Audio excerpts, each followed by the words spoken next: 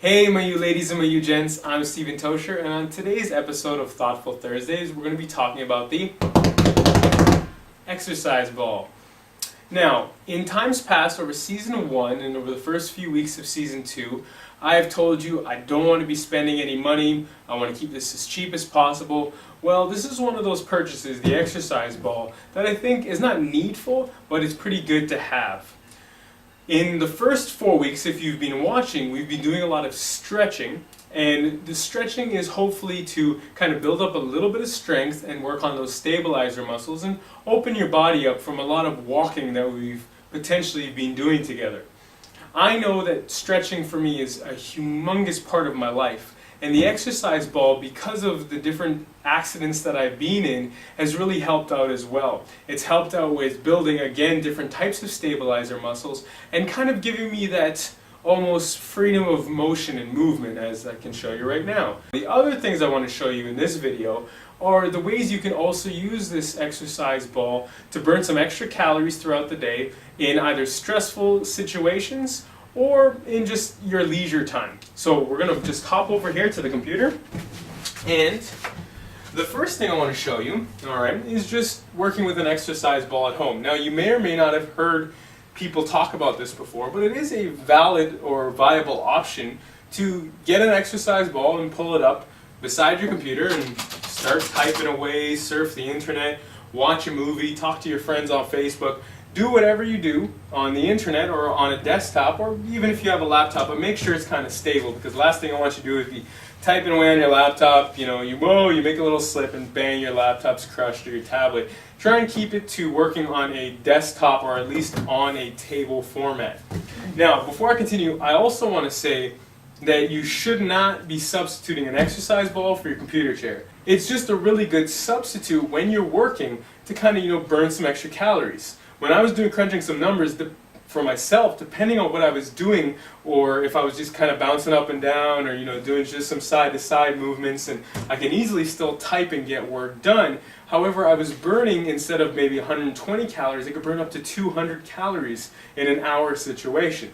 Should you do it for an hour straight? Well, I would talk to a professional or a doctor to make sure if that's okay for you, but I'd say half an hour is a pretty good time slot. Speaking of half an hour, if you're watching your favorite TV show, it might be a viable option as well. I'm going to talk to you about that, but from a different position. It is a fantastic idea to kind of plunk yourself down on an exercise ball instead of the couch and just start bouncing around. Also, because if you're using the exercise ball at work, you probably can't be bouncing too high, because you actually, got to be clicking on your mouse or doing some form of typing, or you might be having a conversation or in deep thought. But when you're in front of a TV screen or watching a movie or something like that, you can actually, cut loose a little bit. You can do some side twists, you can work on your obliques a bit.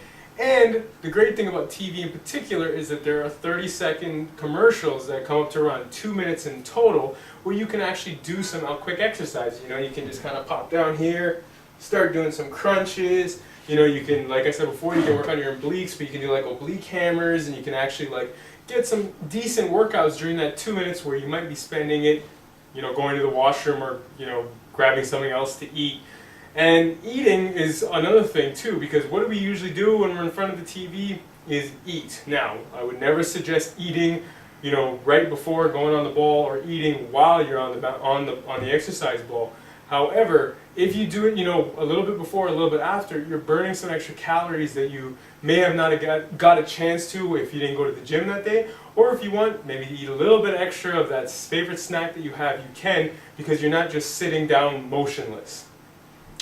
The last thing I want to say is this: at any time, if you're really tired, don't get on the exercise ball, whether it's to be on your computer, whether it's you're watching TV, or whether it's actually exercising. Because if you're tired, you could lose some of your coordination, or you're losing your coordination throughout the day, and all of a sudden, you slip to the left or to the right, and you hit your head, or you fall on your back. And that's just not cool. You don't want to injure yourself. You don't want to push yourself back. Just a friendly warning. A lot of common sense comes into a lot of the play. I just kind of want to put it out there, just because I know I've pushed myself in many different ways, and I've had those close calls where I've caught myself on the exercise ball. I don't want anything like that to happen to you. Man, it'd be nice if I could talk sometimes. Alright, if you have a comment or question, or you think what I was talking about was complete nonsense, please throw it down below. I'd like to hear what you're saying, and I'd like to always improve.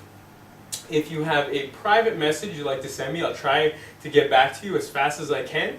If you want to see my blog, my website, or anything else, like any articles or any extra videos that I would attach in the bottom, just check the description. And last but not least, thank you so much for watching. Have yourself a wonderful day, evening, morning, or night. God bless. Oh yeah, and if you like what I'm doing, please tweet, tumble, like, share, thumbs up, plus, pin, or do whatever you do, and please subscribe.